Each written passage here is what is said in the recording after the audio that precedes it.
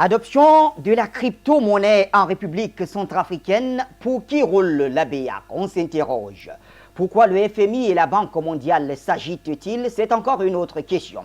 Rappelons donc les faits. Depuis le 22 avril, la Centrafrique a officiellement autorisé l'utilisation du Bitcoin comme monnaie légale. Cette décision prise en toute souveraineté ne semble pas du goût de la Banque des États de l'Afrique centrale et des institutions de Bretton Woods. Le gouverneur de la BEAC s'est d'ailleurs adressé directement au ministre centrafricain du budget, estimant que Bangui cherche visiblement à instaurer une monnaie centrafricaine échappant au contrôle de la Banque centrale. Cette décision pourrait-elle mettre en péril la stabilité monétaire, comme le souligne Abbas Mohamed Tolli?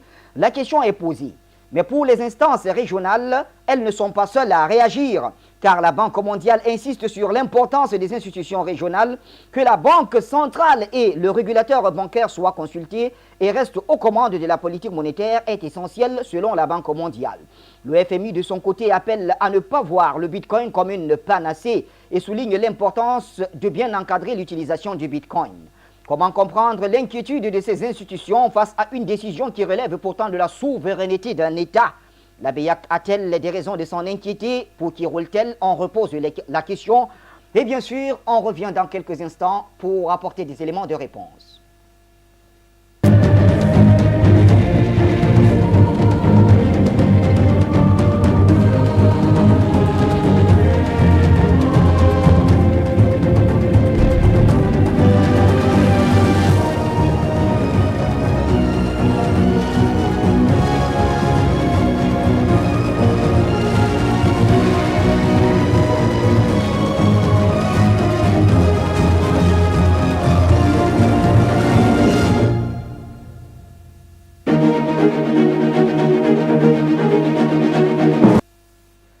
Bonsoir l'Afrique et bonsoir le monde. Bienvenue mesdames et messieurs à votre hebdomadaire, à votre quotidienne, j'allais dire. Le point sur l'actualité, c'est sur Foyou Média. Vous nous recevez de partout, que vous soyez sur Eutelsat ou Amos. Foyou est avec vous. Allez également sur toutes nos plateformes numériques, YouTube, Facebook et bien sûr, les numéros s'afficheront au bas de votre petit écran pour vous dire que vous pouvez réagir aussi à cette émission parce qu'elle est faite pour vous. Sur Skype, vous nous retrouverez avec bien sûr nos coordonnées habituelles plus un nouveau numéro. Ah oui, on a mis un numéro pour vous. Vous pouvez appeler de partout dans le monde et on recevra votre appel. Merci de nous faire confiance. Eh bien, on s'interroge aujourd'hui. L'adoption de la crypto-monnaie en République centrafricaine suscite beaucoup d'interrogations, parmi lesquelles celle-ci. Pour qui roule la BEAC? Vous nous appelez et vous contribuez tout simplement. Pour répondre à cette question, deux de nos plus brillants panélistes sont avec nous. Un économiste et un sociopolitiste. Et bien sûr, c'est un géostratège et il est consultant permanent sur les plateaux de Foyou Média. Vous l'avez deviné, c'est Jonathan Batengeni. Bonsoir, Joe. Bonsoir Bachir, bonsoir à notre très éminent copanéliste qui est là parmi nous. J'aurai le plaisir d'ailleurs de présenter. Tout à fait, de présenter. Bonsoir à tous les téléspectateurs, les fidèles, les téléauditeurs, mais aussi les auditeurs qui sont devenus des inconditionnels de ce programme, qui s'impose de plus en plus sur la place panafricaine. Nous saluons également tous les techniciens qui sont à pied d'œuvre pour que l'émission soit réalisée. Nous saluons également la direction générale qui supervise et coordonne les opérations, ainsi que les autorités de l'État du Cameroun, particulièrement les forces de sécurité et de défense qui veillent à l'indivisibilité et à l'unité de ce cher et beau pays. Merci d'être avec nous, très cher Jonathan Batengene. Et vous l'avez dit, celui qui est en face de vous, il était là à la genèse. Il a participé à plusieurs de nos émissions à la radio avant même l'arrivée de la télévision Foyou. Et depuis lors, il n'a pas cessé de faire sa présence sur les plateaux de Foyou Télévision. Et vous l'avez compris, c'est un économiste de renom, panafricaniste de première heure. Il était là quand on battait le pavé pour la question du franc CFA. Il était là quand on a parlé de la nécessité de mettre hors du territoire africain des bases militaires françaises. Il était là quand il s'agissait de dénoncer les accords de coopération économique qui desservaient l'Afrique. Et bien sûr, c'est Edmond Kuyaté qui est avec nous. Bonsoir Edmond Kuyaté. Bonsoir Bachir, bonsoir à Jonathan. Merci Bachir de rappeler, n'est-ce pas, un peu le parcours qui est le nôtre. J'aime à le rappeler. Au début de cette bataille, les gens nous ont traités d'aboyeurs. Ah oui, ils l'ont dit. Et je leur avais dit à l'époque, un chien qui aboie, même s'il ne mord pas, a au moins le mérite de réveiller le voisinage pour venir guetter le voleur. Oui. Donc, même si nous ne sommes que de simples aboyeurs, nous avons au moins eu le mérite de démocratiser un débat qui est sur la place publique aujourd'hui. Aujourd'hui, je suis très heureux de constater que tout le monde m'interpelle et que le débat sur le franc CFA est objet, n'est-ce pas, de débat même dans les marchés, dans les rues, dans les taxis et un peu de partout. Que la question des bases militaires, ce n'est plus une question seulement des stratèges et des géostratèges, non. Ce n'est plus seulement une question élitiste de quelques personnes, n'est-ce pas? C'est une question démocratique, c'est une question d'ordre public. Tout le monde en parle avec aisance. Et ça, Bachir, j'aime à le rappeler, c'est grâce à vous, c'est grâce à nous, c'est grâce à Jonathan, n'est-ce pas, ce travail que nous avons fait d'arrache-pied depuis près de 10 ans aujourd'hui. Nous avons été là à tous les, je vais dire, à tous les combats, à tous les fronts. Nous n'avons jamais, n'est-ce pas, ménagé ni nos efforts, ni notre temps, ni notre énergie. Nous avons toujours répondu présent. Et c'est pourquoi j'ai encore répondu présent aujourd'hui.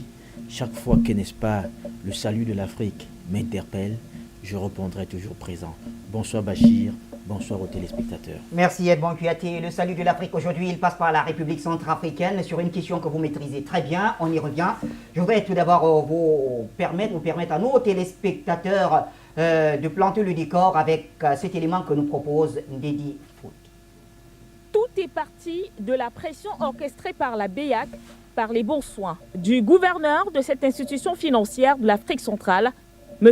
Abbas Mahamatoli, à la suite d'une correspondance envoyée au ministre des Finances centrafricain le 29 avril dernier. Objectif, accentuer la pression à la demande des pays de la SMAC, révoltés par l'adoption d'une loi sur la crypto-monnaie par Bangui. Une sortie de la BEAC alors insufflée par les institutions internationales qui voient la République centrafricaine le glisser entre les mains au regard de l'articulation de la loi votée qui stipule que tout agent économique est tenu d'accepter les crypto-monnaies comme forme de paiement lorsqu'elles sont proposées et de disposer d'une convertibilité automatique et instantanée des crypto-monnaies utilisées en République centrafricaine. Une loi qui n'arrange pas la BEAC, qui a d'ailleurs riposté à cette décision de Bangui. Car à en croire M. Abbas Mahamatoli, la consécration par l'État centrafricain sur son territoire d'une monnaie officielle, autre que celle ayant cours légal dans la SMAC, est problématique au regard des dispositions communautaires applicables en matière de régime de l'émission monétaire et de politique monétaire. De plus, cette adoption du Bitcoin peut s'analyser comme une remise en cause des accords de coopération monétaire en vigueur en Afrique centrale. Un autre argument brandi, des soupçons, car cette loi donne à penser qu'elle a pour objectif principal d'instaurer une monnaie centrafricaine échappant alors au contrôle de la BEAC, susceptible de concurrencer ou supplanter la monnaie légale en vigueur dans la SMAC et de mettre en péril la stabilité monétaire. Voilà, c'était donc un élément proposé par Ndedi Foot de la rédaction centrale de Foyo Radio and Foyo Television. Edmond Kouyaté, je voudrais commencer par vous. Vous êtes économiste et ce sujet, vous l'avez d'ailleurs abordé à plusieurs reprises avant même qu'on ne s'imagine adopter la crypto-monnaie dans un quelconque pays. On en parlait déjà. Aujourd'hui, la RCA fait le pas. Qu'est-ce que cela vous inspire? Comme vous l'avez souligné, j'ai abordé, n'est-ce pas, cette question plusieurs fois. Oui. Je le dis et je le répète, la RCA a pris une mesure salutaire et stratégique. Parce qu'il faut savoir, peut-être beaucoup de gens ne le savent pas, il faut savoir que le propriétaire du franc CFA, appelons-le ainsi, le propriétaire du franc CFA, il se sert de cette monnaie comme tout propriétaire, n'est-ce pas, de sa chose. Oui. Et donc, lorsque vous n'êtes plus en odeur de sainteté avec la France utilise ce qu'on appelle la répression monétaire. C'est-à-dire la France asphyxie vos économies. Et depuis que, dans une dynamique de multilatéralisme, la Centrafrique a fait le choix d'aller vers un nouveau partenaire stratégique, oui, qu'elle a jugé le mieux à même de l'aider dans, n'est-ce pas, la mise en place de l'autorité de l'État sur toute l'étendue, n'est-ce pas, de son pays, de la Centrafrique. La France qui avait intérêt à ce que la Centrafrique finalement soit, une nation faible, fragilisée. Parce que ça a toujours été comme ça. Moi, je n'ai jamais considéré la Centrafrique comme une nation. Non, je n'ai jamais. Parce qu'une nation, c'est finalement un territoire dont la pleine et parfaite maîtrise est connue des autorités. Ce n'était pas le cas en Centrafrique. Oui. Les autorités centrafricaines n'ont jamais eu la pleine maîtrise, n'est-ce pas, de leur territoire. Jusqu'à avant l'arrivée du président Touadéra. Jusqu'à avant l'arrivée. Je vais dire, les autorités centrafricaines n'avaient pour unique contrôle que Bangui, et même pas l'entièreté de Bangui. Ça, c'est connu de tous. Et donc, le reste du pays était, je vais dire, saucissonné et confié aux seigneurs de guerre, qui étaient financés et ravitaillés par, n'est-ce pas, qui nous connaissons tous, par la France, ayons le courage de le dire. C'est la France qui, n'est-ce pas, contrôlait tous ces seigneurs de guerre. Vous savez très bien qu'en Centrafrique, si vous ne le savez pas, je vous informe, en Centrafrique, les aéronefs atterrissaient et se faisaient charger qui d'uranium, qui d'or, qui de diamants, sans que l'État central ne soit au courant. Et ça, c'était des seigneurs de guerre centrafricains qui le faisaient. Donc cet état de choses arrangeait la France. Et quand le président Touadéra a compris qu'il fallait sortir de ce jeu, et il faut le dire, que la France s'arrangeait à ce que, n'est-ce pas, celui qui devait arriver à la tête de la Centrafrique passe par ses bons soins. Et ils s'accommodaient, n'est-ce pas, de cet état de choses-là. Ils étaient très contents, ils acceptaient ça. Ils se contentaient de contrôler Bangui et de recevoir les quelques subsides que la France lui donnait, jusqu'à ce que le jour où il veuille lever la tête, on lui fasse un coup d'État. Vous savez que tous les présidents centrafricains sont partis par coup d'État, sont venus par coup d'État et sont partis par coup d'État, avec toujours le même commanditaire qui s'appelle la France. Et donc, le président Touadéra a trouvé que cet état de choses ne pouvait pas perdurer longtemps, ne pouvait pas continuer, et c'est comme ça qu'il a pensé qu'il fallait aller vers un partenaire nouveau, qui s'appelle la Russie. Vous avez trouvé tout le diabolisme, le satanisme qui a entouré, qui a suivi, venant du côté de Paris, alimenté par les médias mainstream, n'est-ce pas, contrôlés par le Quai d'Orsay. Oh, Wagner est monté, Wagner est descendu, Wagner a commis des exactions, Wagner a fait tout ceci. Et donc, quand cette diabolisation de la Russie n'a pas marché, quand la France a usé de toutes les contorsions pour essayer d'éloigner, n'est-ce pas, de casser le partenariat entre la Centrafrique et la Russie, et que ça n'a pas marché, vous vous souvenez encore dernièrement du coup d'État qui a raté à l'aéroport avec, n'est-ce pas, un véhicule identique à celui du chef de l'État. Quand ça n'a pas marché, et donc la France a utilisé l'outil monétaire pour faire une répression terrible. L'outil monétaire, comment? Les gens vont se poser la question comment. Le franc CFA est structuré de manière en sorte que les pays qui l'ont en partage, c'est-à-dire les pays de la zone franc, pays Afrique de l'Ouest et Afrique centrale, tous ces pays-là, toutes leurs transactions internationales sont validées par la France à travers le compte des opérations qui est logé au Trésor français. C'est-à-dire que vous vouliez acheter quelque chose à l'extérieur, que vous vouliez vendre quelque chose à l'extérieur, on va vous payer par le Trésor français. C'est là où on vous paye. Et que même si vous allez négocier, par exemple, un accord, un prêt auprès d'un bailleur de fonds, s'il doit vous envoyer de l'argent, ça doit toujours passer par le même compte des opérations. Si vous voulez, si un investisseur veut venir investir chez vous, il ne peut pas, on ne met pas l'argent dans les valises pour marcher avec. Non, il doit envoyer de l'argent par le système bancaire et ça ne peut que passer par la France, qui est le propriétaire du franc CFA que nous utilisons ici. Et donc, la France avait donc décidé de faire un blocage systématique, un blocus systématique, un embargo monétaire sur la Centrafrique. Donc la Centrafrique ne pouvait plus rien vendre à l'extérieur. La Centrafrique ne pouvait plus rien acheter de l'extérieur. La Centrafrique ne pouvait plus recevoir le moindre franc de l'extérieur. La Centrafrique ne pouvait plus faire le moindre investissement, n'est-ce pas? Parce que finalement, la France avait tout bloqué. Et donc, il fallait trouver une solution. C'est pour ça que le président Touadéra, dans une déclaration, a dit, et je le cite, cette monnaie, c'est-à-dire le Bitcoin, va permettre désormais à la Centrafrique de pouvoir faire ses investissements à l'extérieur, de pouvoir faire des transactions avec l'extérieur sans se plier aux contraintes, n'est-ce pas, de la BEAC et du franc CFA. Il a tout à fait raison. Lorsque vous asphyxiez quelqu'un, partout où il peut trouver une bouffée d'air. Mais est-ce qu'en le disant, en prenant cette décision, les autorités centrafricaines ne mettent pas aussi le pays en difficulté vis-à-vis des autres pays membres de la CEMAC? Ils sont 6 arrimés, en tout cas arrimés au CIFA, et c'est ainsi qu'ils fonctionnent d'habitude. Monsieur Bachir, Oui. c'est aux autres pays de la CEMAC de se débrouiller. En tout cas, vous ne pouvez pas asphyxier quelqu'un. Vous ne pouvez pas poser votre genou sur le cou de quelqu'un Oui. et l'empêcher d'aller prendre une bouffée d'oxygène là où il peut, sous prétexte que les autres vont faire comment. Non, non, non, non.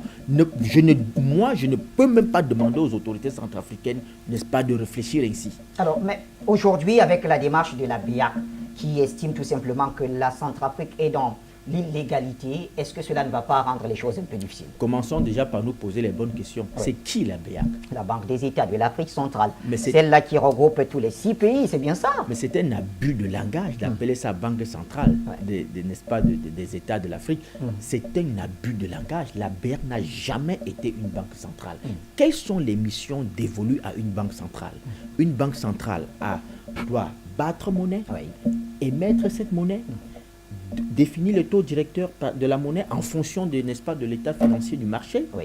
Et je vais dire, entre autres missions, posons-nous les bonnes questions. Est-ce que la BEAC bat monnaie? Non. La monnaie est battue à Chamalières. C'est là où on bat le franc CFA. Est-ce que la BEAC émet monnaie? Non. La BEAC n'émet pas monnaie. C'est le Trésor français qui émet le franc CFA. Et c'est elle qui contrôle le franc CFA parce que c'est elle qui en assure la convertibilité. Oui. Vous avez déjà vu que la BEAC assure la convertibilité de votre monnaie? Non. Donc la BEAC assume finalement des missions résiduelles, n'est-ce pas, d'une banque, je vais dire d'une succursale du Trésor français. La BEAC n'a jamais été une banque centrale. Il faut que les Africains s'habituent à cela. Ils n'ont pas de banque centrale. La banque centrale, n'est-ce pas, de nos États s'appelle le Trésor français, qui a désigné une succursale pour gérer les opérations courantes localement qu'on a appelée BEAC. Voilà la réalité. La BEAC n'a rien à dire dans cette histoire. La personne qui parle à travers la BEAC, c'est le Trésor français. La BEAC n'est qu'un micro-amplificateur, n'est-ce pas, de la voix du Trésor français. C'est ça dont il est question. Alors, et donc, les autorités centrafricaines n'ont même pas assez plié aux exigences de la BEAC. Si la BEAC veut parler, dans ce cas, qu'elle commence déjà à battre monnaie. Dans ce cas, qu'elle commence déjà par remplir les missions dévolues à une banque centrale. Mais si elle doit attendre que la Chamalière et Clermont-Ferrand, n'est-ce pas, battent monnaie pour venir mettre dans des coffres ici, qu'elle va distribuer ensuite aux banques commerciales pour dire qu'elle est une banque centrale, les autorités centrafricaines n'ont rien à recevoir, n'ont aucune leçon à recevoir de la BEAC. Alors, voyons ce qu'en pense notre consultant permanent, Jonathan Batenguene. La BEAC estime tout de même que instaurer une monnaie centrafricaine, alors cette démarche viserait à instaurer une monnaie centrafricaine qui échapperait là également au contrôle de la BEAC. Est-ce que cette inquiétude est légitime venant de la BEAC? La BEAC n'a pas à s'inquiéter que la Centrafrique veuille battre monnaie. La BEAC a à s'inquiéter que la Centrafrique lui fasse concurrence ou que la Centrafrique soit en train de déroger aux principes auxquels il a librement, en tant qu'État, il a librement souscrit. Donc, alors, vous essayez de nous dire que là, il s'agirait d'une position de concurrence, le fait d'adopter la crypto-monnaie comme le Bitcoin? Si c'est la position de la BEAC, c'est que la BEAC aussi, dans l'interprétation de la monnaie, du Bitcoin, est dans une interprétation erronée. Le Bitcoin est une monnaie digitale. Oui. La Banque centrale émet-elle, bon, je crois que l'argumentaire développé par le frère Edmond Kouyaté est tout à fait recevable quand il dit que ce n'est pas une banque centrale. Mais admettons dans l'absurde, dans le raisonnement dans l'absurde, que la BEAC fût une banque centrale. Alors, si la BEAC est une banque centrale, les articles 13 jusqu'à 20 de la BEAC disent que la BEAC a le monopole, a l'exclusivité des missions de la monnaie. Et on parle de la monnaie, on parle de la nature de la monnaie, parce que la nature de la monnaie, c'est très important. Il y a la monnaie scripturale, il y a la monnaie fiduciaire. Et dans les missions de la monnaie, c'est la monnaie fiduciaire que la BEAC émet. La BEAC émet-elle une monnaie digitale? C'est une autre grande question. Et comment vous répondez à cette question? Non, on ne peut pas encore y répondre. On va prendre d'autres exemples. Oui. La Banque de Chine, la Banque centrale chinoise, ayant constaté qu'il y avait une concurrence des monnaies digitales, a commencé à émettre une monnaie digitale. elle avait constaté que ces monnaies digitales n'étaient adossées sur aucun mécanisme de banque centrale. C'était des monnaies digitales utilisées par les communautés, un peu comme le Bitcoin. Oui. La Banque centrale européenne, en 2018, a commencé à émettre une monnaie digitale. D'ailleurs, on les appelle les monnaies digitales de banque centrale, MDBC. C'est le concept, le sigle indiqué. Les MDBC sont donc émises par des banques centrales. Est-ce que la BEAC a amendé ses statuts en vue de s'arrimer avec cette nouvelle donne? Non.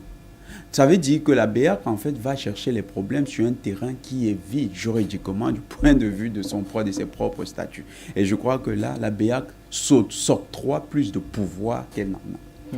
Le Bitcoin, ce n'est pas une monnaie fiduciaire. C'est une monnaie digitale utilisée dans les échanges internationaux et reconnue par l'ensemble des banques centrales. Parce que, pas l'ensemble des banques dans le monde, des banques qui sont affiliées au système des banques centrales. Et aucune banque centrale n'a jamais dénoncé le Bitcoin comme étant une monnaie concurrente de la monnaie de banque centrale. Et pourquoi la BEAC donc, estime que ce serait une monnaie concurrente, et dans une concurrence d'ailleurs déloyale? Maintenant, il faut voir qu'il ne s'agit donc pas de dénoncer que ce soit une monnaie concurrente. C'est que le mécanisme de concurrence est ailleurs. Et M. Edmond vous a donné les bases de raisonnement. Les vraies personnes qui sont concernées par le geste, c'est le Trésor français. Mais pourquoi? Parce que, loin de dire, moi, je ne trouve même pas que le franc CFA soit la monnaie nazie. La plus grande monnaie nazie du monde, c'est le dollar. Oui. Et je préfère rester... Quand il y aura un débat là-dessus, on pourra mieux en discuter. C'est le dollar, la monnaie. Parce que le franc CFA même n'était adossé que sur le franc français qui lui-même fluctuait par rapport au dollar. Et le franc CFA, jusqu'à une certaine époque récente, jusqu'en 2000, a été finalement adossé sur l'euro qui, elle, est convertible en or. Donc, le franc CFA... Les mécanismes de convertibilité font qu'il faut passer d'abord, lorsqu'on veut, au lieu de passer directement par la banque de règlements internationaux, comme ça se fait dans l'ensemble des échanges avec le système SWIFT, nous, on va passer par le Trésor français. C'est le Trésor français qui lui a ouvert des comptes au niveau du SWIFT et qui est reconnu là-bas. C'est le Trésor français qui assure pour nous les réserves en devises. Et donc, les vraies personnes qui sont touchées, c'est le Trésor français. Pourquoi? Parce que les réserves en devises constituent un gros gain pour le Trésor français. Lorsque vous regardez ce que le Trésor français a pu gagner par an, on parle de l'ordre de 400 milliards d'euros. C'est-à-dire c'est une somme phénoménale pour les peuples africains. Et quand ils savent que dans les réserves d'or qu'il y a en Afrique, les pays producteurs d'or, de diamants, et d'ensemble de ressources naturelles, il y a la Centrafrique qui est un scandale géologique. Oui. Ils se disent que le Bitcoin étant une monnaie qui est très utilisée en matière de commerce international, le manque à gagner sera énorme. Pourquoi? Parce qu'aujourd'hui, vous pouvez, grâce au Bitcoin, au système de Bitcoin, acheter directement en Centrafrique sans passer par le Trésor français. Donc, le véritable problème, c'est celui-là. Puisqu'il n'y aura plus le détour par le Trésor français, donc il n'y aura plus des opérations qui seront enregistrées à partir de la Banque centrale avec tous les prélèvements que cela engage, la France y voit une menace. Et nous le disons toujours, il s'agit donc d'un enjeu politique. La BEAC est simplement instrumentalisée dans ces enjeux politiques. Et les acteurs de la BEAC, quand vous regardez aujourd'hui, on a un Tchad qui n'est plus le Tchad d'hier, ce n'est plus le Tchad du président, du maréchal Idriss Déby Itno, qui tenait bon face à la France. C'est un Tchad qui a beaucoup vacillé et c'est un Tchad dont les représentants au sein des instances panafricaines ou bien africaines, les instances dirigeantes continentales, ont beaucoup laissé l'influence française. Est-ce que cela expliquerait la position, ou plutôt l'adresse de Mahamat Toli à l'endroit du ministre du Budget? Tout à fait. Mais Mahamat Toli, il répond aussi au nom de tous les autres 6 dirigeants de la CEMAC. Il faut noter que les statuts de la BEAC confèrent que l'on est 14 membres au conseil d'administration. Oui. 12 donc 2 représentants pour les 6 présidents, pour les 6 pays, oui. Et 2 représentants de la France. Les statuts sont arrivés à... Ils ont été... Je crois qu'ils sont... actuellement, il faut les renouveler.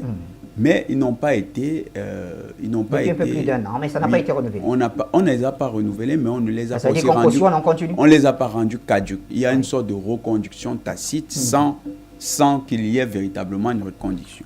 Donc, les acteurs se comportent comme si c'était ça qui fonctionnait encore.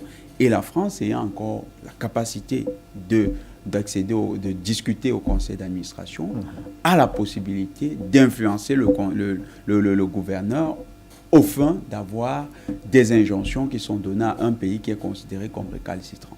Ce qui fait peur dans l'exemple de la Centrafrique vis-à-vis de la France, ce n'est pas simplement la décentralisation des échanges avec le manque à gagner au niveau du trésor français. C'est que c'est un premier pas dans la déviance monétaire qui est l'un des mécanismes de contrôle de la France dans le système de la France-Afrique avec les pays francophones. Ils se disent, puisque la Centrafrique l'a déjà fait du point de vue militaire, la Centrafrique pourrait récidiviser du point de vue monétaire. Et vous savez que si aujourd'hui les Maliens sont dans la coopération avec les Russes, aussi pour beaucoup parce que les Centrafricains étaient pionniers dans cette coopération. Et ils savent que par effet d'entraînement, si les Centrafricains commencent à penser à une nouvelle monnaie, des pays beaucoup plus arrogants, peut-être comme le Cameroun, pourraient, parce que le Cameroun, il faut le dire, le Cameroun est un pays très déviant du point de vue de la France-Afrique. Le Cameroun était un des pays qui discutait du FMA, Fonds monétaire africain, avec le défunt président Muammar Kadhafi. Donc le Cameroun pourrait, dans une autre logique avec des partenaires, puisqu'ils ont un président qui est parfois insondable, ils pourraient discuter de l'opportunité d'une nouvelle monnaie. Alors donc ici, c'est la crainte de l'effet domino. La crainte de l'effet domino amène la France à adopter des positions très virulentes au niveau de la BEAC. Et l'effet de manipulation des instances sous-régionales, ce n'est pas nouveau. On l'a vu avec la CEDEAO. Parce que lorsque le Mali s'est montré comme étant un État qui pouvait tenir tête à la France a utilisé les présidents de la CEDEAO pour voter un embargo contre le Mali.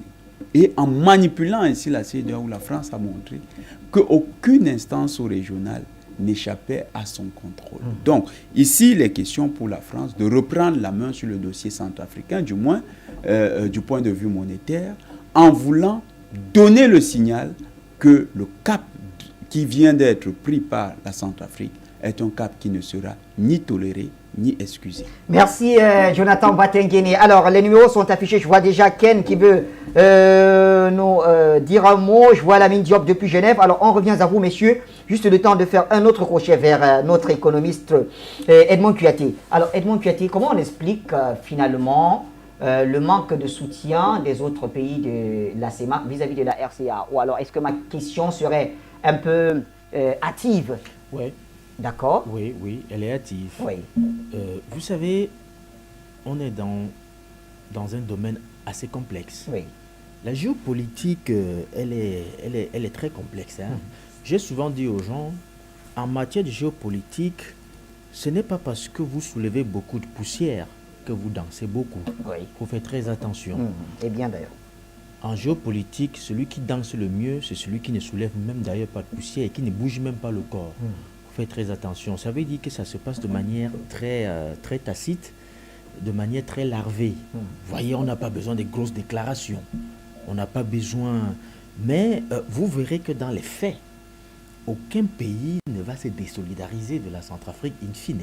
Parce que ça aurait été le cas, par exemple, que les autres pays auraient déjà convoqué un sommet extraordinaire pour dire, par exemple, que non, nous dénonçons ceci, ou alors que faire, par exemple, comme ceux de la CEDEAO.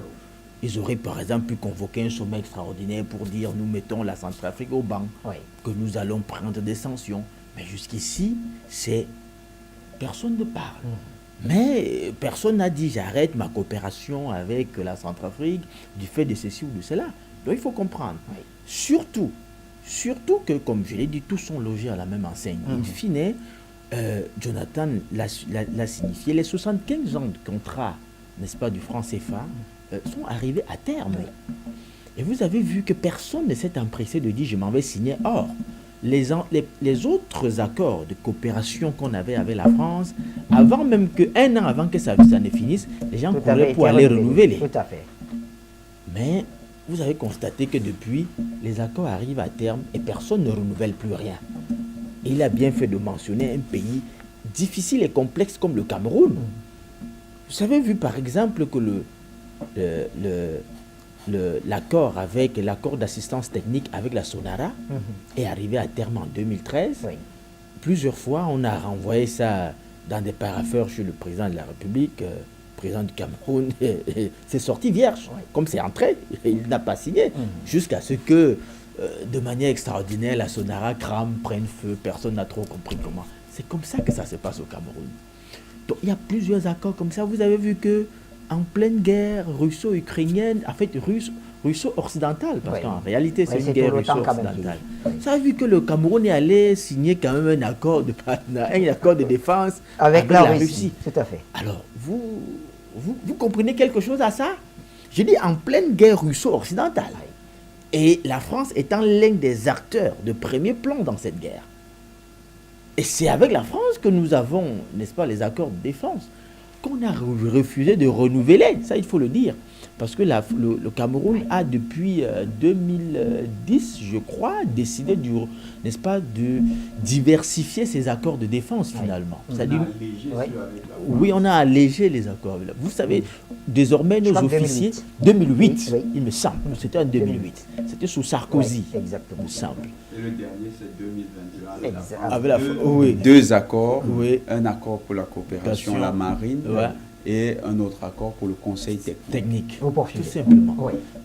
Alors, ce que vous dites quand même, j'ai envie de dire, tient la route, parce qu'au niveau de la CEMAC, on se serait aussi attendu à voir les pays de la CEMAC s'acharner contre la RCA au moment où le monde entier dénonçait sa coopération avec la prétendue Wagner, comme ce fut le cas au Mali. Au Mali, oui, tout à fait. Ça ne s'est pas fait. Non, tout le monde était calme, tout le monde observait, personne ne disait rien. Et finalement, la locomotive de l'Afrique centrale a fait pareil en allant signer également ces accords avec la Russie. Ça renseigne. Donc, vous pouvez comprendre que il y a un malaise qui est profond. Il y a un malaise qui est généralisé. Le problème ce n'est pas l'apanage du seul pays centrafricain. Non, finalement, c'est un pays qui fait souffrir c'est un problème qui fait souffrir tous les pays de la zone franc. Et j'ai dit au-delà de l'Afrique centrale, même les pays de la zone UEMOA en souffrent. C'est pas parce que on a là-bas quelqu'un qui est un turiféraire de la France-Afrique et puis qui fait tout pour essayer de maintenir tout le monde dans le giron. Ça veut dire qu'au lieu de jouer le rôle que le Cameroun joue en Afrique centrale, lui joue finalement un très mauvais rôle et il draine tout le monde dans une mauvaise direction. Non, tout le monde a ce malaise-là. Il est établi que le franc CFA ne peut pas permettre un développement économique des pays qui il a même interdit une conférence sur le franc CFA. La crypto-monnaie est-elle une alternative? Avant d'aller au standard, la crypto-monnaie est-elle une alternative? Je vous dis pourquoi la crypto-monnaie est une alternative. Vous allez vous rendre compte que le président de la Centrafrique n'aura pas finalement besoin de dénoncer le franc CFA, qui est arrivé à terme, comme je l'ai dit, depuis 2019, 31 décembre 2019. C'est arrivé à terme. C'est vrai qu'il est prévu dans les accords de coopération que les parties ont un an pour décider in fine. Même les un an, c'est fini, c'est terminé. Et donc, personne n'a dit je renouvelle, je ne renouvelle pas. Alors, ce qui va se passer, en temps normal, une des parties devrait se lever soit pour dénoncer l'accord, soit pour dire je renouvelle, soit pour inviter l'autre à une révision des dispositions de l'accord. Mais personne ne prend l'initiative, surtout pas la France qui sait qu'en ce moment, le franc CFA c'est plutôt quelque chose de très finalement rejeté par les pays africains. Et donc, ce qui va se passer, c'est qu'avec cette décision centrafricaine, le franc CFA va s'auto-exclure. Parce que lorsque vous lisez la loi promulguée par le président Touadéra, il est dit que tous les agents économiques ont l'obligation d'accepter, n'est-ce pas, lorsque ce sera suffisamment démocratisé et que les gens vont utiliser le Bitcoin pour leurs échanges, le franc CFA va s'auto-exclure de leur circuit financier, tout seul. Ça va s'auto-exclure. Et qu'est-ce qui va se passer? La Centrafrique, à travers le Bitcoin, pourra donc constituer des réserves d'échange importantes qui pourra leur permettre à terme donc de créer une monnaie qui leur est propre. Pourquoi? Parce que vous savez que la France a été tellement malicieuse que dans les accords de coopération, elle n'a pas prévu de disposition en disant que si les accords sont rompus à mi-parcours, la France aura l'obligation de rapatrier les réserves de change qui sont, n'est-ce pas, cantonnées dans le compte des opérations. Ce n'est pas prévu. Et donc, si vous dénoncez, même si vous dénoncez les accords et que vous sortiez de cet accord-là, la France n'a pas l'obligation de vous rapatrier les réserves de change qui, n'est-ce pas, qui sont cantonnées dans le trésor français. Et donc, si vous voulez créer même votre propre monnaie, il vous faudra encore constituer à nouveau les réserves de change. Soit à partir des stocks d'or que vous n'avez pas, parce que la France a pris le soin d'aspirer, de siphonner tous vos réserves d'or, soit à partir, n'est-ce pas, des devises que vous aurez constituées à travers vos produits d'exportation, que vous n'avez pas parce que tous ces produits sont, n'est-ce pas, lorsque vous les vendez, sont payés dans le trésor français et donc vous n'avez même pas accès à cela. Je reviens à vous, Edmond Kouyaté et Jonathan Batengene. Le temps d'aller donc au téléphone retrouver, je crois que c'est Ken avec qui nous commençons. Ken, bonsoir. Bonsoir, frère Bachir. Idem à tes brillants invités. Merci pour le débat de ce soir. Pour ce qui est de la question posée, pour qui la BEAC roule, une chose est sûre, ce n'est pas pour le compte de l'Afrique, ou du moins pour le compte d'une Afrique qui demande à décoller à juste titre. En ce sens que sa présence de la BEAC en Afrique centrale n'est qu'un intermédiaire entre celui qui est le véritable patron du franc CFA utilisé en Afrique, c'est-à-dire la France, et les États de la CEMAC qui utilisent le franc CFA et dont leurs ressources naturelles sont exploitées quasiment gratis dans le commerce avec cette monnaie dérisoire, tout comme avec les pays de la BCAO dans la zone CEDEAO. Et comme l'expliquent depuis un certain moment déjà vos spécialistes, avec une monnaie certes digitale et virtuelle, mais fiable comme le Bitcoin, les États qui l'utilisent ont une réelle marge de manœuvre qui leur permet de booster l'économie de leur pays en partenariat avec leurs dignes partenaires étatiques et économiques, bien entendu à l'abri des contraintes suicidaires liées au franc CFA et à ses banques centrales. Voilà ce qui, à notre avis, fâche le FMI et la Banque mondiale, c'est-à-dire de savoir qu'un pays comme la RCA a opté pour un moyen de change universel sur lequel ils n'ont pas le moindre contrôle. Voilà, frère, je m'arrête ici, je te rends le micro et je reste à l'écoute pour la suite. Merci. Merci à vous également, très cher Ken. Vous nous appeliez depuis le Cameroun, c'est ce qu'on me rappelle à l'oreillette. Pardon. Nous quittons le Cameroun pour Genève. Bonsoir, notre cher ami Lamine Diop. Vous avez la parole. Bonsoir mon cher Bachir, bonsoir à l'ensemble des téléspectateurs et d'auditeurs de Foyou ainsi que votre régie technique. Bonsoir à l'ensemble des panélistes participants à cette thématique. D'ailleurs, ils ont tout dit à propos de la thématique. Moi, je vais juste essayer de rebondir sur un aspect. Et cet aspect, il est vraiment crucial pour moi. On en a parlé hier, mais encore une fois de plus, il est vraiment lié à ce qui se passe là contre la Centrafrique. Il est évident que mon cher Bachir, les symptômes politiques des nations noires d'Afrique francophone sont simplement enracinés dans la psychorigidité de l'émancipation socio-culturelle de la linguistique africaine. Je vous jure et je vous garantis, si nous ne considérons pas cet aspect linguistique, nous allons monter des coups d'État sur coups d'État, faire subir des épreuves injustes à nos peuples respectifs pour rien. Car nos propres frères sont bien endoctrinés, positionnés pour renverser la donne grâce à leurs appuis occidentaux. Pourquoi ainsi? Parce qu'un homme avec un grand H, ça se gagne par le cerveau. Et les Occidentaux gagnent nos cerveaux en Afrique noire par le biais de la linguistique qu'ils nous infligent à utiliser pour apprendre la science de la vie. Et pourquoi donc une telle méthode? Je dirais parce qu'une langue n'est pas seulement un moyen de communication, c'est aussi un outil pour former les cerveaux ou les esprits, définir une culture ou une civilisation. Une langue, c'est une vision identitaire du monde. Une langue, c'est la politique. Le français, par exemple, est le système économique, financier, monétaire, culturel et légal qui régit les nations noires d'Afrique francophone aujourd'hui. Et que vous le vouliez ou non, c'est une réalité incontestable. Et d'ailleurs, pour affirmer la souveraineté de la France, par exemple, François Ier, à son époque, dans son fameux édit de Villers-Cotterêts, en 1539, imposa la langue française à la place du latin. Donc le français tel qu'il nous est imposé, c'est un formidable outil de soumission à l'ordre français.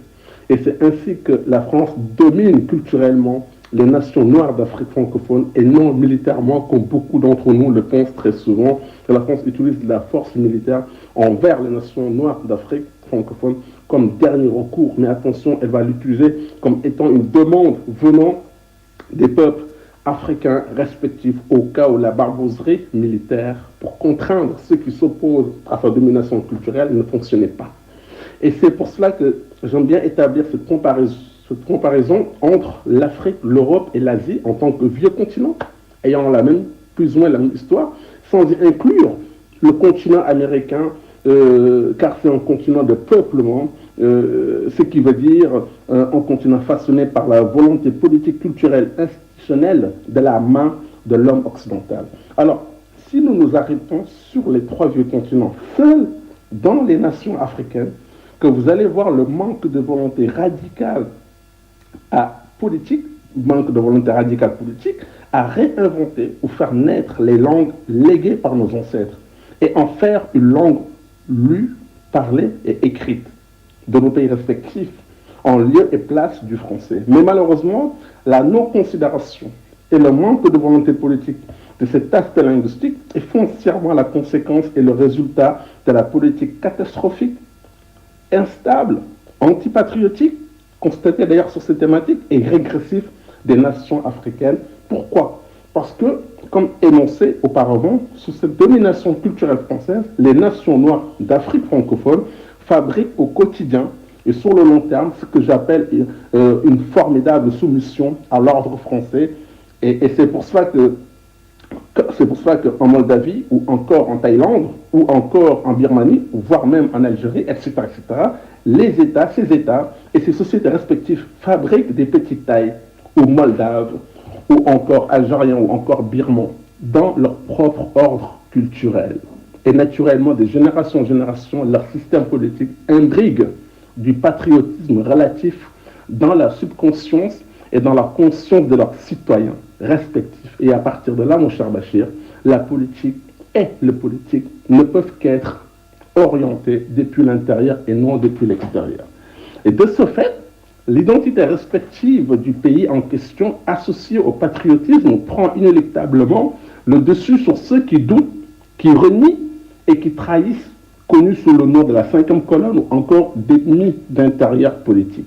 Voilà donc pourquoi en Asie et en Europe, étant colonisés ou non, les États instaurent leur langue comme langue institutionnelle et en faire une langue lue, écrite et parlée, et comme langue facultative des autres langues internationales. Et en conséquence, le destin politique patriotique relatif à leur peuple est tracé tout droit vers un leitmotiv, permettant ainsi de rassembler leur peuple sous un drapeau respectif. Or, nous en Afrique, vu que nous matérialisons notre sens commun de manière particulière et unique sur ce domaine par rapport aux Asiatiques et par rapport aux Européens, alors ne soyez pas étonnés que notre destin politique relatif à notre peuple respectif sera tout bonnement particulier et unique. C'est tout, mon cher Bachir. Donc pour finir, comme je disais tout à l'heure, mon cher Bachir, la racine est la source de la pathologie de la politique africaine. Et d'ailleurs, que ce soit aussi, parce que pour moi la politique est la base de tout, que j'essaye de soulever, et plus précisément celle des nations noires d'Afrique francophone, est claire. La solution est simple. À nous de voir si nous voulons fermer ou éliminer le déphasage qui existe entre notre âge intérieur et notre âge extérieur. Et c'est comme cela que le reste du monde nous définit malheureusement. Merci, bonne soirée, à bientôt. Soirée à vous également. À très bientôt, vous l'avez dit. Avant de poursuivre au standard, on revient sur le plateau. Messieurs, venez-en aux institutions de Bretton Woods. Je crois que la parole devrait être à notre cher Jonathan Batengene. Alors, je vous lis tout simplement ce que j'ai en face de moi concernant la Banque mondiale qui émet ses inquiétudes. Alors, le représentant résident de la Banque mondiale en RCA dit ceci. La loi cadre sur la crypto-monnaie adoptée par le gouvernement de la République centrafricaine n'a pas été discutée ou consultée par la Banque mondiale. Première question, la RCA avait-elle à en discuter avec la Banque mondiale sur une décision qui relève de sa souveraineté? Non. La Banque mondiale est dans une usurpation, mais on va un peu comprendre pourquoi. D'accord. Eh bien, il dit également, nous avons des inquiétudes concernant la transparence ainsi que les implications au niveau de l'inclusion financière, c'est-à-dire l'accès des ménages aux finances du secteur financier et des finances publiques en général. Fin de citation. Je vous retourne la parole. Il faut voir une chose, parler de transparence. Oui. Et c'est là, ça cache quelque chose. C'est justement là le problème. Pourquoi la Banque mondiale veut avoir une clairvoyance dans les investissements de la Centrafrique? Le vrai problème, il est géopolitique. C'est quoi? C'est que la Centrafrique actuellement est dans un élan de libération.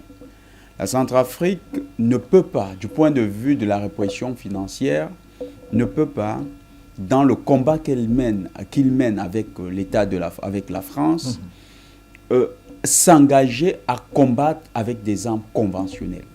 Pourquoi? Parce que la France utilise des armes non conventionnelles. Le Trésor français est déjà une arme non conventionnelle. Et rien qu'en limitant la capacité d'achat en armes, et là, disons, parce que c'est le problème majeur de la Centrafrique, rien qu'en limitant la capacité d'achat de l'État centrafricain, c'est une manière de l'affaiblir.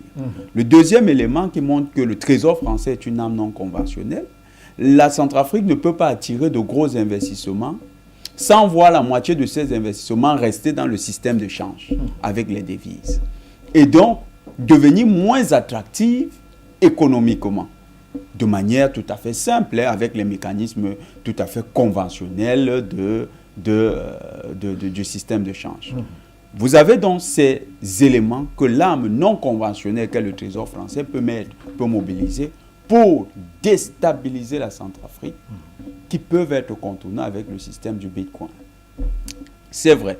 La Banque mondiale peut dire, avec le système de change, avec la fluctuation ou bien la trop grande flottabilité du Bitcoin, il y a des risques que la monnaie étant trop instable, l'économie centrafricaine subisse des coups si jamais le Bitcoin entre en crise. Ça, c'est vrai.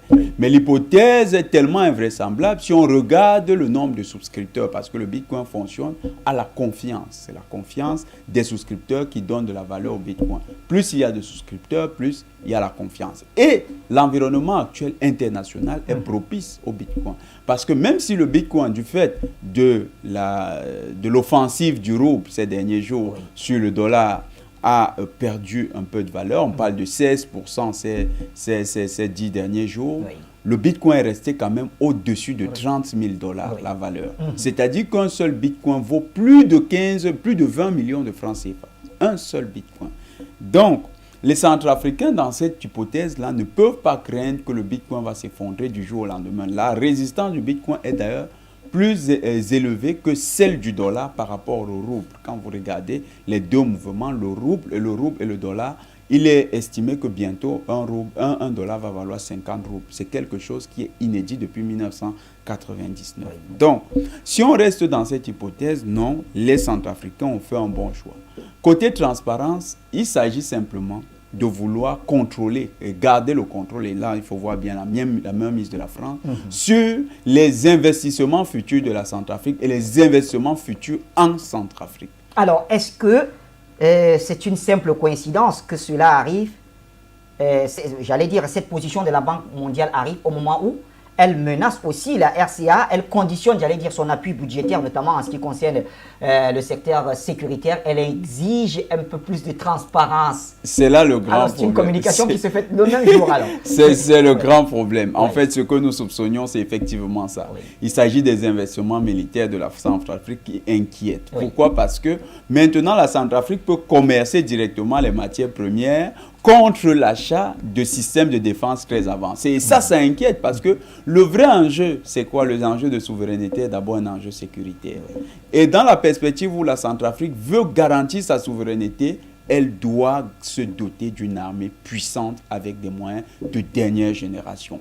Et l'achat de ces mécanismes de dernière génération n'est possible qu'en utilisant des mécanismes parallèles de paiement. Donc, le Bitcoin peut être un mécanisme parallèle de paiement qui est viable en Russie et qui est viable pour la Centrafrique. La Centrafrique, en ouvrant cette boîte de Pandore, voit donc sortir les démons qui hier enterrent son économie et enterrent sa sécurité. La Banque mondiale, la France, le Trésor français, tous ces acteurs qui ont toujours joué à la déstabilisation en Centrafrique. Actuellement, je peux parier, nous le disions déjà, le Bitcoin est davantage un élément pour assainir, pour améliorer le cadre des affaires en Centrafrique. Nous le disions lors de la première émission. Mais nous réitérons que dans les enjeux sécuritaires, le Bitcoin a un gros challenge à résoudre. Il s'agira de doter l'armée centrafricaine de tous les moyens de sa modernisation. Alors, la sœur de la Banque mondiale, le FMI, estime tout simplement que la crypto-monnaie, alors elle a appelé à ne pas voir la crypto-monnaie, parlant de la RCA, comme une panacée contre les défis économiques auxquels font face les pays d'Afrique. Alors Edmond Kouyaté, pour vous qui êtes économiste, comment est-ce que vous réagissez à cela? Je voudrais rappeler quand même à nos téléspectateurs qu'au moment où le Salvador avait décidé d'adopter le Bitcoin, le FMI avait immédiatement dénoncé ce qu'elle a considéré d'une décision dangereuse pour la stabilité financière, l'intégrité financière et la protection du consommateur. Le FMI roule pour qui? C'est quoi les missions du FMI? C'est quoi ces missions? Et même la Banque mondiale, c'est quoi leur mission fondamentale? Est-ce que le FMI, la Banque mondiale, toutes ces institutions qui ont été mises en place depuis 1945 ont pour vocation de porter une économie et de lui permettre de connaître son plein épanouissement? Est-ce que c'est ça leur mission? Alors dans les textes, je crois que bien c'est ça, aider les pays quand même à mettre sur pied des grands programmes, des programmes de développement, la Banque mondiale accompagne les projets, etc. D'accord, nous connaissons les pays les plus solides économiquement dans le monde. Oui. Combien sont passés par le giron du FMI et de la Banque mondiale? Combien? Les programmes de la Banque mondiale et du FMI ne se limitent que dans le tiers-monde. Ça, il faut comprendre ça. Il y a le FMI en Allemagne, c'est la première puissance économique européenne. Il y a la Banque mondiale là-bas. Vous avez entendu que la Banque mondiale soutient des programmes là-bas? Vous avez entendu que le FMI intervient là-bas? Mais dites-moi un peu. Ils ont même essayé en Grèce, ça a failli... Vous avez vu quand ils ont essayé en Grèce, vous avez vu comment ça a failli dégénérer? Tout à fait. Pour la première fois. Ils étaient obligés, n'est-ce pas, de trouver des solutions entre eux en Europe pour que la Grèce a même séquestré tout à fait, les fonctionnaires du FMI. Du FMI, oui, tout à fait. Est-ce que vous avez déjà entendu que vos histoires de programme Banque mondiale, que ça intervienne dans des vrais pays, du moins dans des pays qui se respectent? Ça n'existe pas. Non, mais pourtant, ces pays aussi sont des États membres, au même titre que les États africains, Edmond Kouyaté. Non, ce sont des terminologies auxquelles on nous a habitués. Je crois que quand on dit Banque mondiale, les gens croient que c'est la banque du monde. Oui. Et que c'est même l'affaire de tout le monde. Mais c'est l'idée principale. Banque mondiale, c'est la banque du monde. Non, il faut. Ce sont des outils d'impérialisme. Oui. La Banque mondiale, c'est un outil d'impérialisme. Ce sont des outils de contrôle des économies faibles, pour les maintenir à un certain stade. Qu'est-ce que la Banque mondiale finance dans nos pays? La banque finance des petits programmes qui véritablement ne peuvent pas avoir un impact réel sur votre économie. Et tant que la banque... on les voit pourtant, Edmond Kouyaté, dans les programmes comme ceux des barrages, des grands barrages, on en a vu quand même. Bon? Ouais. Ils financent comment? Combien? Non, il faut arrêter arrêter. La Banque mondiale, les institutions de Bretton Woods ont une mission, c'est d'assurer un contrôle sur les petites économies qui doivent finalement ravitailler les grosses économies à travers leurs matières premières. Et c'est pour ça que de temps en temps, vous avez l'impression de recevoir quelques bouffées d'oxygène. Ces bouffées d'oxygène vous rendent davantage fragile. Oui. Parce que lorsque vous voulez un peu lever la tête, on vous rappelle le taux de votre endettement. Oui. C'est ce qu'on fait. Et vous avez vu par exemple qu'au Mali, tout de suite, la Banque mondiale a dit j'arrête mes décaissements au Mali, par exemple. Mais en réalité, quel est l'impact, n'est-ce pas, je vais dire, de ces décaissements sur l'économie malienne?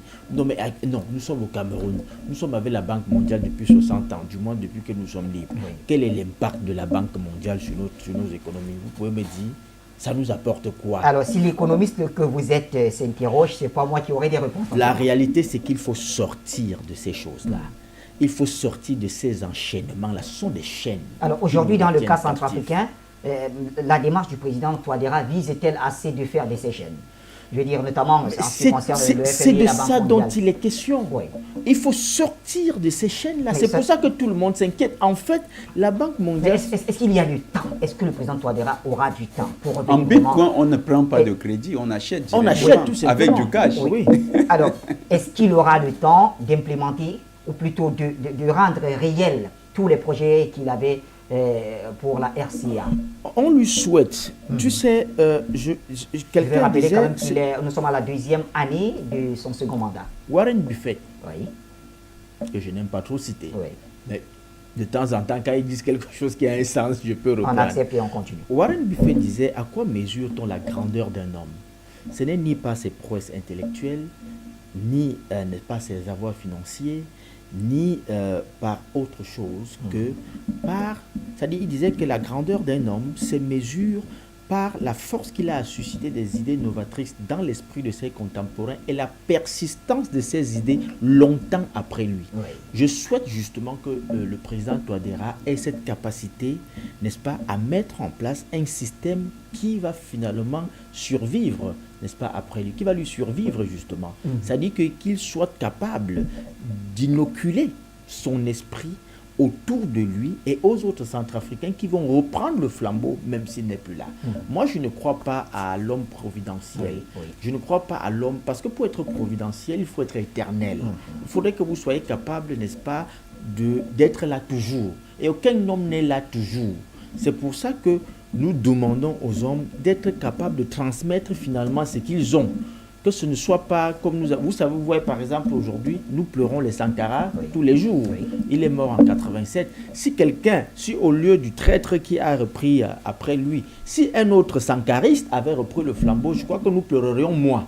Parce que on aurait vu... Alors, est-ce qu'il n'y a justement pas le risque que, après Touadéra, si jamais il s'en allait après ce deuxième mandat constitutionnel, est-ce qu'il n'y aurait pas de risque justement à se retrouver à repartir à zéro? À zéro, oui, si autour de lui, si finalement les autres ne suivent pas, si autour de lui il n'y a pas d'homme capable de comprendre sa vision et de reprendre ça à leur propre compte pour dire il s'agit je vais dire, d'une question vitale pour le pays et que nous devons marcher sur, n'est-ce pas, dans le même couloir dans la même trajectoire qu'il a dessinée. S'ils ne le font pas, dans ce cas, il y a lieu de craindre. Mais ce que je veux dire pour les jérémiades, n'est-ce pas, de la Banque mondiale et du FMI, vous savez, le système international dans lequel nous sommes, et ce depuis la fin de la Deuxième Guerre mondiale, et qui a consacré le multilatéralisme et le couplage économique, ce système-là, finalement, en mettant en place les institutions supranationales, notamment tout ce que nous connaissons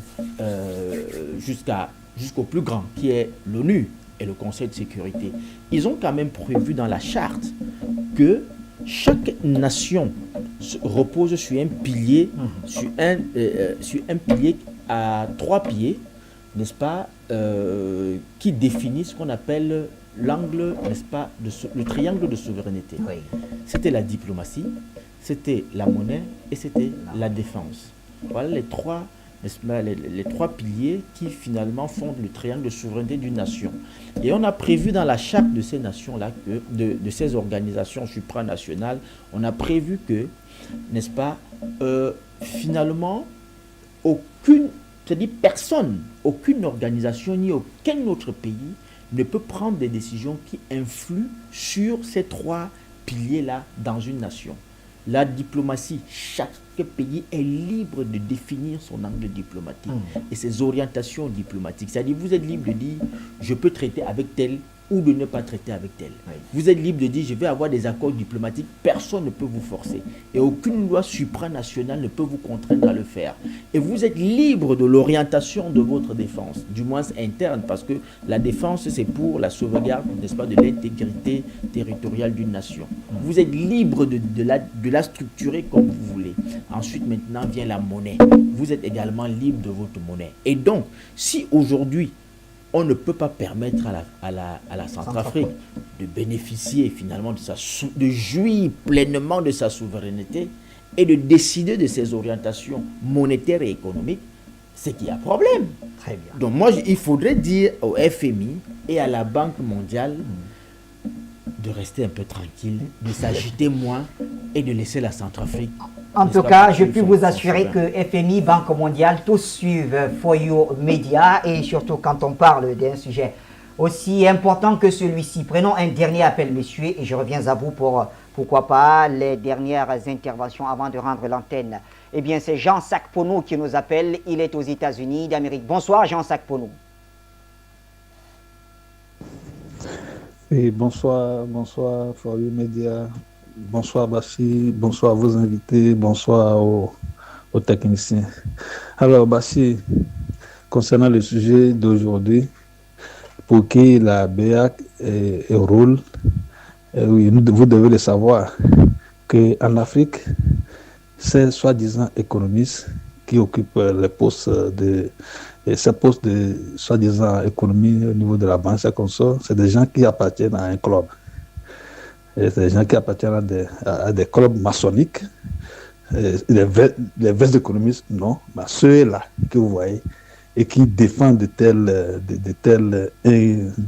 incongruités, c'est des gens qui sont dans des clubs maçonniques et qui défendent leur maître. Quand on parle d'économie, en réalité, c'est ce que la SCA a invoqué comme monnaie légale, à utiliser crypto-monnaie, mais c'est ça même la base de l'économie. Si c'est des vrais économistes, ils allaient comprendre. Comme ils sont des gens qui roulent pour la France, sur tout ça, n'oubliez pas cela.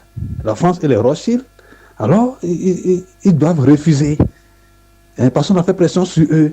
C'est pour cela que les pays qui utilisent le franc CFA sur cela sont demeurés dans cette prison. Donc, sincèrement, vous devez comprendre.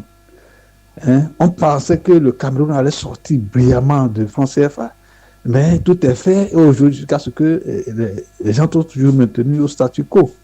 Vous voyez, Bassi, nous devons dire la vérité. Il vaut mieux parler et dire la vérité en mourir que de mentir pour vivre dans le péché, dans la domination éternellement. Ce n'est pas sérieux.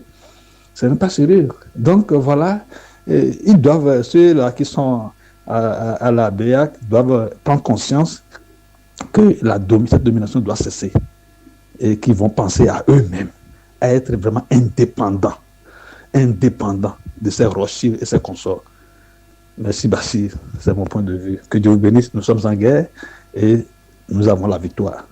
Quelle que soit la longueur de la bataille, la victoire est à nous. Merci. Merci très cher ami Jean Sakpono depuis les États-Unis d'Amérique. Messieurs, je reviens vers le plateau. On a 3 minutes ensemble et certainement pour répondre à la dernière question. C'est une préoccupation sociale très chère Edmond Kouyaté. Je vais commencer par vous et conclure par notre consultant. Pour utiliser le Bitcoin, il faut le net. Il faut suffisamment d'Internet. Et d'après les chiffres que nous avons, c'est environ 11% de couverture d'Internet en République centrafricaine. Est-ce que cela ne poserait pas un problème au niveau de l'utilisation du Bitcoin ou même d'une quelconque crypto-monnaie au niveau de la population? J'ai suivi cette préoccupation. Oui. Déjà que la crypto-monnaie, c'est une... qui est, je vais dire, la technostructure, n'est-ce pas, pour que ce soit le minage et toutes les transactions, toutes les opérations liées, n'est-ce pas, à cette monnaie-là, la technostructure est énergivore. Oui. Ça consomme beaucoup d'énergie. Mais il me semble que dans un début, ils ont choisi finalement d'extravertir un peu la technostructure et de je vais dire les fermes de minage ne seront pas implantées en Centrafrique. Oui. Ça, c'est déjà la première des choses. La seconde chose, je crois qu'ils ont pris des dispositions en amont. Parce que j'ai discuté avec, j'ai eu un débat avec le ministre porte-parole du gouvernement, le ministre de la Communication, porte-parole du gouvernement, qui indiquait qu'effectivement, pour pallier à ce déficit, n'est-ce pas, d'Internet, ils ont signé une convention avec le Cameroun pour l'utilisation de la fibre optique qui a déjà été connectée. Oui. Et maintenant, justement, ils étaient bloqués parce qu'il fallait de l'argent pour un déploiement territorial de la fibre optique. Parce qu'il semble qu'après l'accord qu'ils ont signé avec le Cameroun, ils sont déjà connectés, ils sont déjà reliés à la fibre optique. Mais maintenant, il faut que cela se déploie sur l'étendue du territoire centrafricain. Alors c'est à ce niveau justement que vous comprenez que les gars étaient bloqués et quand bien même ils trouvent des personnes qui veulent les aider, qui veulent acheminer du matériel, qui veulent, il n'y a pas moyen tout simplement parce qu'ils ne peuvent pas faire de transactions, la France a tout bloqué. Donc je crois qu'à travers, n'est-ce pas, cette opération, à travers, je vais dire cette opération du Bitcoin, finalement, ils vont pouvoir faire venir leurs partenaires techniques qui va les aider à déployer un peu, n'est-ce pas, à démocratiser, n'est-ce pas, l'Internet, l'outil Internet, comme c'est le cas au Cameroun, parce que le taux de pénétration du net et le taux de couverture sont assez éloquents quand même au Cameroun, du moins dans la zone urbaine et même en partie dans la zone rurale. C'est vrai qu'il y a encore des déficits à combler, mais comparativement à, c'est quand même déjà assez avancé. Oui, c'est déjà assez avancé au Cameroun. Et donc, nous leur souhaitons vivement, n'est-ce pas, de régler ce problème-là et de donner la possibilité à tous les agents économiques centrafricains, à tous les citoyens, de pouvoir avoir un terminal, parce que pour justement faire utiliser cette monnaie, comme c'est une monnaie digitale, il faut avoir un terminal qui peut être son téléphone, qui peut être une tablette, qui peut être un ordinateur. Il faut démocratiser l'outil Internet, il faut démocratiser les terminaux. Je crois que il faut faire en sorte que ce soit finalement comme au Cameroun. Vous savez qu'avec 20 000 francs, vous avez un smartphone et puis on peut tout faire à partir de son smartphone. Et puis avec 1000 francs, vous avez peut-être 2 gigas et ça vous permet de finalement faire en tout cas, c'est relativement accessible au Cameroun. Donc, je crois qu'ils sont en train de résoudre ce problème-là et ça ne saurait être une pierre d'achoppement. Merci en tout cas de rassurer à ceux qui nous ont écrit dans ce sens-là. Ils sont nombreux des Centrafricains qui nous suivent aujourd'hui.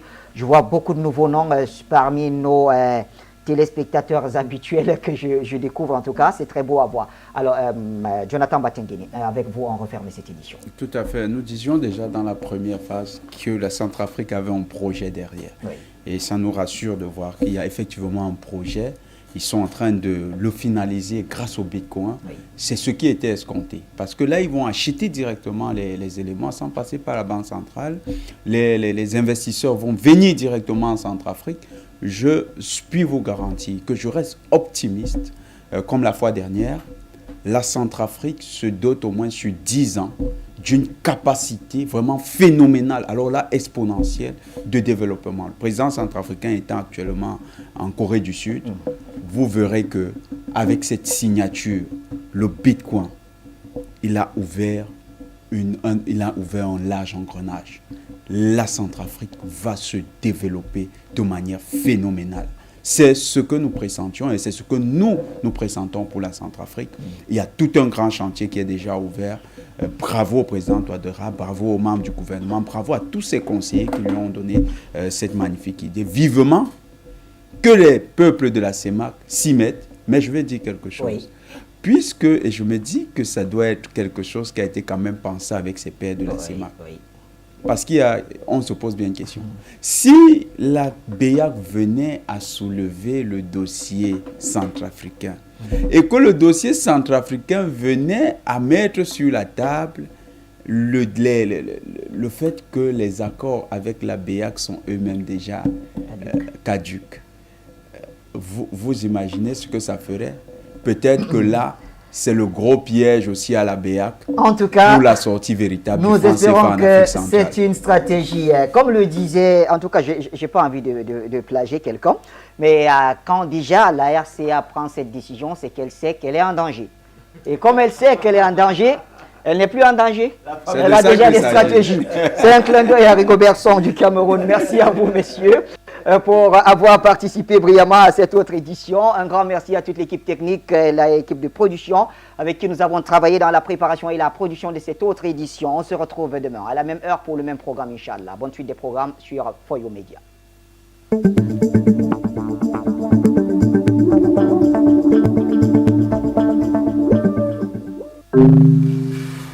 Un sol riche qui porte des fruits.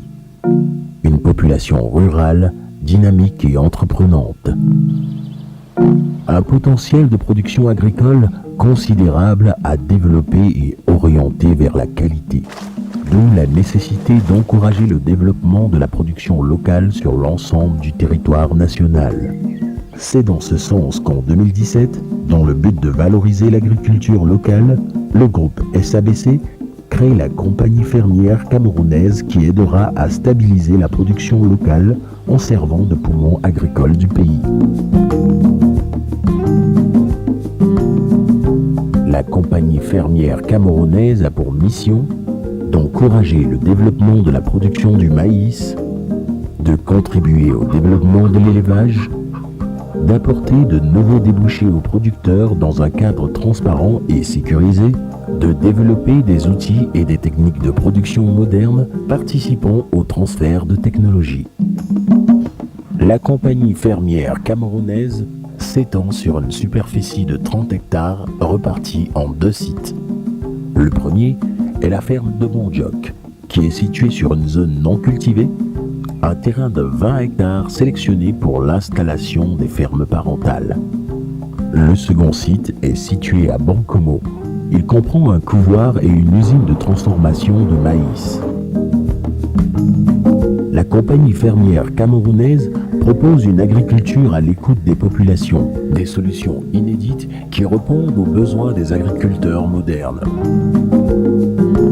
Améliorer la sécurité alimentaire en encourageant le développement de la production locale de maïs de qualité et l'élevage sur l'ensemble du territoire national pour une alimentation saine. La CFC, plus qu'une compagnie agricole. Spécial pèlerinage organisé par Elite Voyage, votre agence de voyage agréée en organisation d'expéditions de groupe, passionnés du Christ, amoureux de nouvelles découvertes, congrégations religieuses ou groupes chrétiens. Saisissez cette occasion spéciale pour marcher sur les pas de Jésus-Christ en Israël et de Moïse en Égypte. 2 pays mythiques, des hommes qui ont marqué l'histoire de la Bible.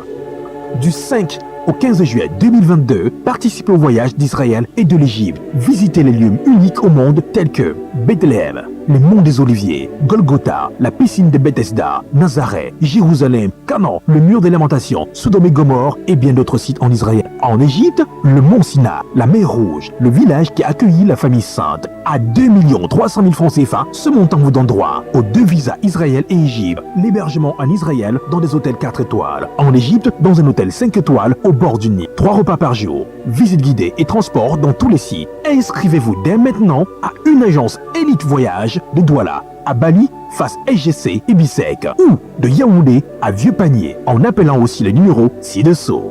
À tous les pèlerins, soyez tous bénis.